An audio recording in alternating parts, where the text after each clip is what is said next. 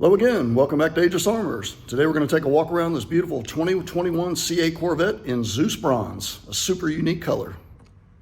This car was in really good condition as far as the paint goes, so we spent about 15 to 16 hours just doing polishing on it after about an hour of small paint correction areas. Then we did a solvent wipe on the car, followed by an alcohol wipe on the car. That removes all the oils that are left behind from the polishing compounds. Once the solvent wipe was completed, we then did a full coat on all the exterior paint and door jambs with our Aegis Armors heavy duty 5-year plus ceramic coating. That was followed up with Aegis Armors glass coating and plastic lens coating.